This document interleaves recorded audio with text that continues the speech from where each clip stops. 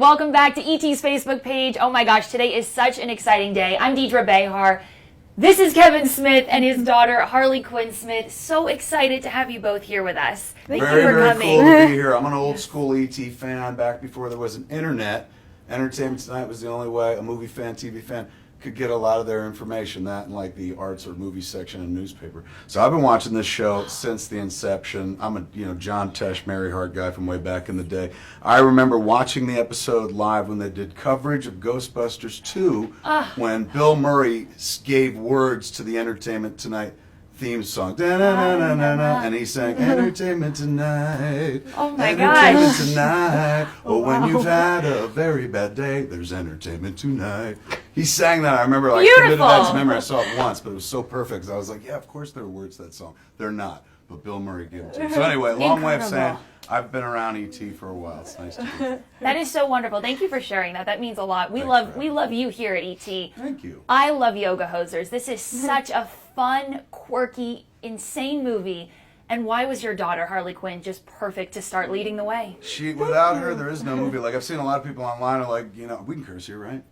We're on Facebook Live. Fuck yes. But let's So I've seen monitor. Let's people, monitor. A lot of people go fuck yourself with your movie, your nepotistic movie with you and your fucking kid. That's ridiculous and shit like that. Internet gets very heated Yes. if you do anything that makes you smile. So from the moment people said nepotism, I was like, yeah, of course it's nepotism. Like, yeah, she's my daughter, but movie wouldn't exist without her. Like, she's kind of the inspiration point. So it's not like I took a job from some other actor. A movie doesn't exist unless, I'm like, oh, I liked her in Tusk. She had a real small part in that movie I made about a guy turns another guy into a walrus. So I liked her and Lily Rose so much, I was like, let me build a whole movie around him. So is it nepotism? Yeah, and as much as we're related, of course, but there wouldn't be a flick without her. Now, that's me pushing all the credit toward her, so that when people are like, I'm mad about this movie, who the fuck do I blame? I'm like, this one, because it wouldn't exist without her. If she wasn't here, I wouldn't have done it. But I love this movie so much. This is the movie that I wanted to see back when I was a 12-year-old girl, but instead I had to grow up to be a 46-year-old man to make it. It's a movie about two girls who stand next to each other the whole time, never once fight over a boy, never once get into a fight with each other, like fucking period. They just get in fights with 1 foot tall Canadian Nazis made of bratwurst called Bratzies. That's when the movie goes off the rails. I've read a lot of reviews where people are like, this is a perfectly wonderful high school movie, right up until Kevin Smith shows up, because I play all the Bratzies. Of course you do. So I feel like I ruined the flick, sorry. Listen, Kevin, I have to tell you as a woman, I can't thank you enough for just being such a champion for women in general, for putting them in this genre where we don't, in my opinion, see enough of them. Tell me about taking on this role. You're kind of our unofficial, women's champion. Talk to me about that and why it's so important to you. Women are in trouble. They need somebody far stronger than me out there. No, it's always nice to have a guy in our corner and someone as powerful as you. Here, at the end of the day, I grew up, I was the son of a woman, and then I got married to a woman, and then I had a baby woman. So I've been surrounded by women my whole life. Like, it's just part of your DNA. 51% of the population, if you're a storyteller, you realize that whenever you tell a story, you're not just telling it to a bunch of people who look exactly like you. So I used to take her to the movies growing up all the time, and I'd take her to the movies that I love, particularly like the superhero movies and stuff. So I'd take her to Iron Man, Batman, Superman, Spider-Man. And one day my wife was just like, it's adorable. You think she likes these movies as much as you do. I was like, she does. She goes, no, she just likes going to the movies with you because you seem to enjoy this so much. But what is there for her?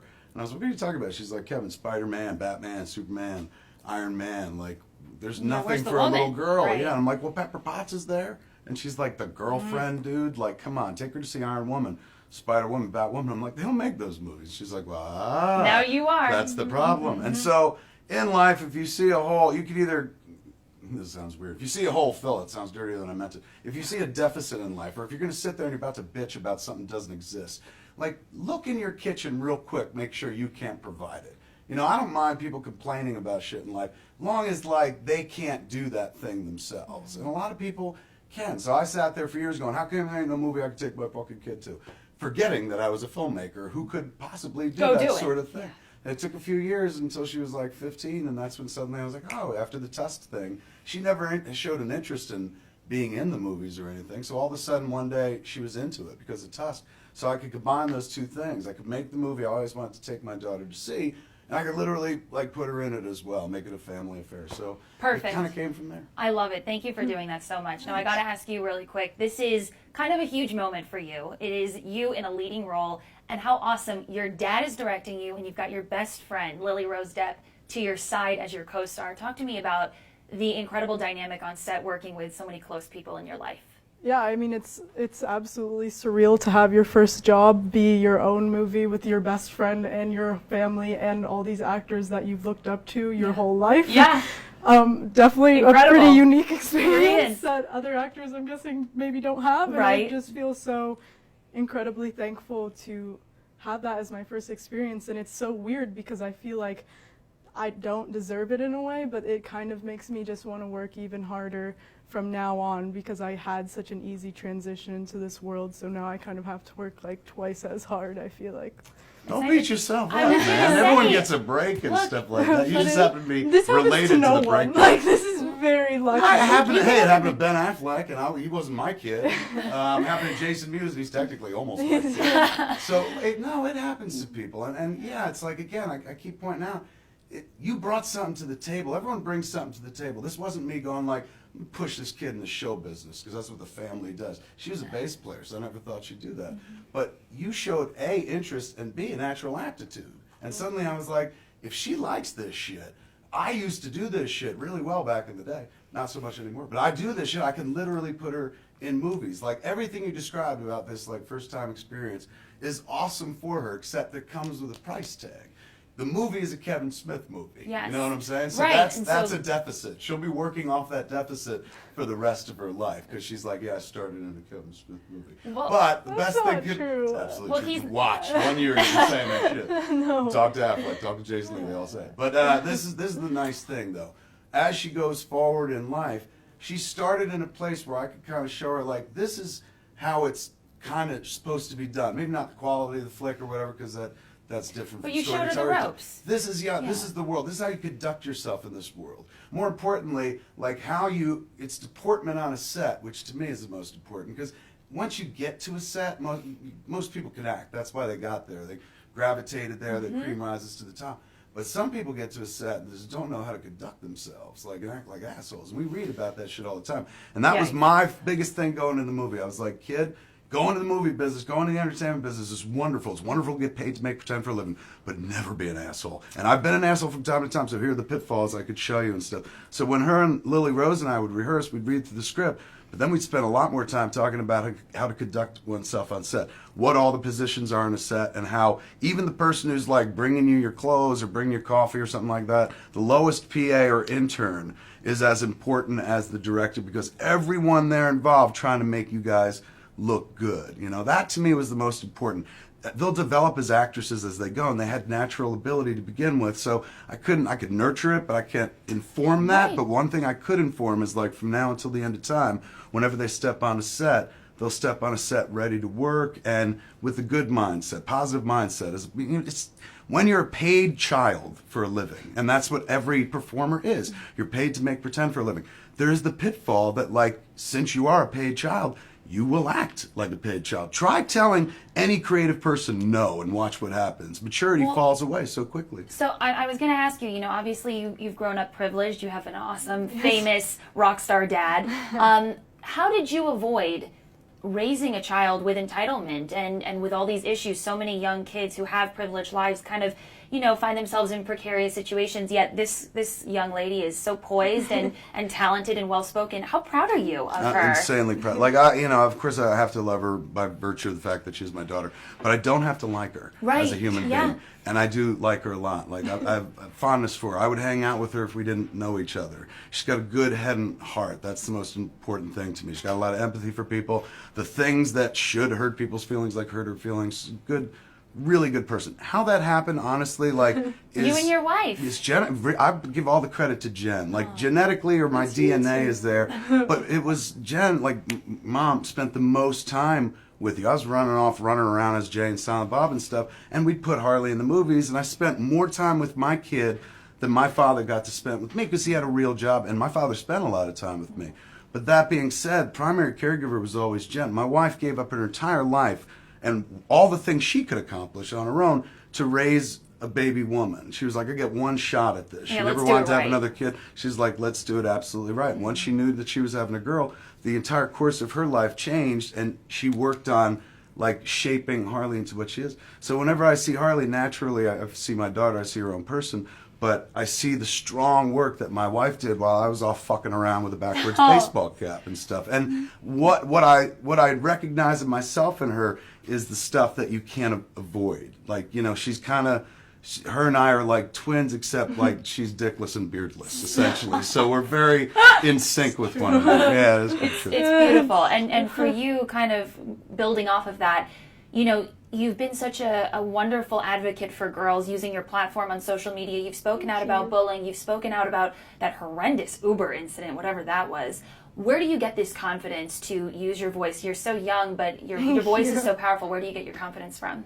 I just feel like if you are lucky enough to have a platform like I seemingly have now, I think that it's extremely important to use it, not to just like post selfies or whatever, but to actually use it for something important. And if you can reach that many people, like I know it annoys some people that I write like a huge paragraphs on Instagram because that's But not they're what they want to see, insightful. but, No, like, you're so I think relatable to it's- young girls. Thank you. I just think it's really important to use your fame, for lack of a better word, to do something good in the world instead of just whatever, just selfies and stuff like that. course. I've Right, seen a right, lot of right. selfies too. I mean, I like to do that as well, but like, I got to put you on the spot a little bit. I love following you on Instagram, and it Thank seems like you. you have a very special guy in your life. As a father, I know you're a tough Jersey guy. Yeah. What does it take to get your seal of approval? I'm a love pushover, him. man. I love Corey. Like, Really? Yeah, she's been, how long?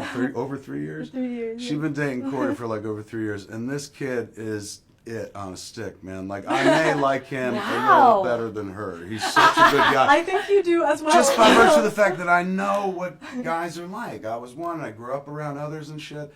And like, you know, once she was of age to start dating and whatnot, you know, there was a fear of like, I don't care how good your personal radar is for somebody. You know, people get in all the time that turn out to be like human time bombs and stuff like that. You can never tell. So, you know, Corey is this like incredibly upstanding like dude, good dude. They were dating for like 6 months, and I said, marry this man. Oh. And she was like, I'm 15. Dad. And I said, it doesn't matter because it will get no better than this. And my wife gets angry. She's like, she's got to date a lot of people in life before she gets married. I was like, fuck that. No, you don't have to She kiss a found lot of good- frogs. No, No. she found a good fucking dude who's like, if I can approve of this dude, if Then I'm like, he's good. I like the child bride, marry him. Like, he's a good dude. So I like Can you it. imagine? I know. That's great. Really quick, I gotta ask you. There's so many like Lily Rose, like yourself. There's so many great 18-year-olds that are emerging in the entertainment industry. I love Bindi Irwin. I love Ariel Winter. Are you inspired by Ariel? Let's say talking about body confidence and stuff like Yeah, that. I Do you know love her? I see her at parties sometimes, but I've never actually. I'm too awkward of a human to be like, hi, I love your Instagram. Oh, It's, hey, I'd love to see you on Modern Family. I think you'd be so funny. that show is spectacular in every way. Yeah. I would That's love the it. only thing like she ever really talks about. She's like, I want to be on Modern Family one day. That's the dream. Yeah. That's Maybe you like- need to tweet Ariel, make it happen. If they were like, you great. have to slit your father's throat to be on Modern Family, Be she like, would "Where's the seriously knife?" think about it. She'd be like, Maybe. how big's the part? That big? Oh, okay. And She's great though. I love her. She's a really big inspiration for sure. in what way? I just love her confidence, and she also, in a very eloquent way, like doesn't let anybody mess with her on social media and stuff. And she gets a lot of harassment for the way she dresses and everything. It's and not fair. No, it's definitely not fair, and she never seems to let it get. I mean, it's hard to not let it get to you, but she deals with it in such a good and. Like, I just look up to her so much. Beautiful, really nice. On the flip side, really quick, I have to know, I know you're protective of your daughter. Growing up with famous parents, were you equally protective of your dad when you'd see things in the media? I'm sure Lily Rose feels the same way. Talk to me about that very unique experience growing up. I mean, no one wants to see anybody they love get or receive hate, so it makes me feel really hard. I kind of hate seeing criticism towards my dad more than me. Like I don't know, hurts you more. it does hurt because like I love you and I think everything you do is great. So I hate it. You're Father-daughter adorable. You're moment. easily fooled, man. You didn't see Jersey Girl appear. But it's Is that hard for you? You want to protect your daughter I from all come these from an weird... older school where, like, I was there for the birth of the internet. After Al Gore invented it, I saw people climb on and lose civility because of anonymity. So I watched it happen. I remember there was a world where you couldn't just say whatever you wanted to Right. somebody. You had to own it. Because the only way to say it, or maybe like anonymous letters in a newspaper, but that takes too much time to write something, Right. mail it and stuff. No, In the you had age to of own the it. internet, like, it was just too easy to kind of like really throw hostility, throw hatred and stuff like that. So I've watched it happen, and I've been knee deep in it since like '95. That's when we opened the View Askew website, and we had a message board, a whiteboard where people post, kind of like Reddit, and you would answer questions and stuff. So, you know, the good news is people know where to find you and talk about how much they love what you do, and the bad news is people know where to find you and tell you how much they hate what you do. Right, which is so unfair. It's but- not unfair. It's like if people pays their money, you know, you take your chances, so to speak. They're allowed to say what they want. That's fine. But they can't be mean. They can be mean. Absolutely, they can be mean. No, Like, that's the it freedom of hurts speech my in the heart country. too much. It And I know that sucks. that's what you were upset about the other day. It's like, you know, if they don't like your movie, that's one thing, but to disparage someone for something personal, You it's always not got to cool. understand where it comes from, and that comes from it's not always jealousy. And I don't want to dismiss it because people get tight about that. But you look at people who get covered attention, stuff like that, media attention. Sometimes they're in your face so much. Generally speaking, when you're promoting a movie or a project, you'll see the same faces show up everywhere. And sometimes, like, if you live online, you get sick and tired of that because it's a reminder that, like, why these people? Why not me? Like, I'm way more clever than this asshole. Yeah. Why are they talking about this person? But nobody will know if you're that clever simply by, you know, shooting in the dark and like, you suck cock and you spell cock wrong. Like, take that creativity. If you're gonna be clever, create something new. And you know, I know a lot of people are like, fuck you, don't tell me what to do. I know wherever I speak. If I didn't make Clerks, I guarantee you, at this age, even at 46, I'd be an online person reading all about all these other people doing wonderful things. And the hostility would come out. Fuck these people. Fuck this one. I'd tell people off left and right because there's frustration. But you can't be like that. You can't be like, why them, why not me, unless you step into the game, son. Yes. Like, you can't sit from the Show up. sidelines and shout how bad shit is unless you want to jump in, maybe show them what you would do differently. And people go like, not everyone has access to, you know, fucking money and shit like you. Fuck you. Like, I'm the Clerks guy. I came from fucking nowhere. I made movies on my own credit card. I had no fucking money. Anyone Preach. can make a statement. It is now easier to make On an art, make a iPhone, self-expression than it was back when I did it. So Totally. you can't sit there and be like, only people like you do it. Bullshit, I was a chimp, and I'm still doing this 22 years in. All you need to do is step toward it. They will never step to you. You know what I'm saying? Very rarely has somebody read a hate comment that's so wittily put together that, like, you, sir, deserve a job. It's not going to happen, man. Like, take that hostility, put it into something real, create something new. If you're not being fucking useful, you're being fucking useless. So it's like, well create said. something that's useful to people, and then they'll pay attention to you, and then you never have to read about motherfuckers you hate anymore. You'll be reading about yourself. The only trick is motherfuckers will then hate you because then you are the person. You become that thing that you hated. You know, if you're going to stare into the abyss, get ready, Nietzsche. You're going to fucking see yourself. Let's take some questions really quick from your fans on Facebook. Chelsea wants to know, Harley, if you could go back and star in any of your dad's other movies, which one would it be and why? First, you'd have to see them. You haven't seen any? I've seen Tusk and Mallrats.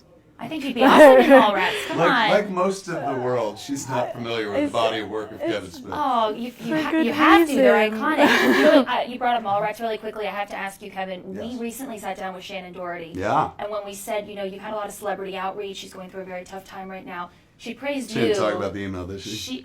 I don't know if she's referenced a specific email, but she praised you and said you above and beyond have just been so supportive. You called her shaving her head badass. What does she mean to you, and why have you been so supportive of You got to everything? remember, like, Shannon is, I get really emotional about Shannon because there are people that, like, I've been in this business 22 years. Shannon predates me. She was in this business before I was. And without Shannon, I don't get to make Mallrats. She was the green light that got that movie made.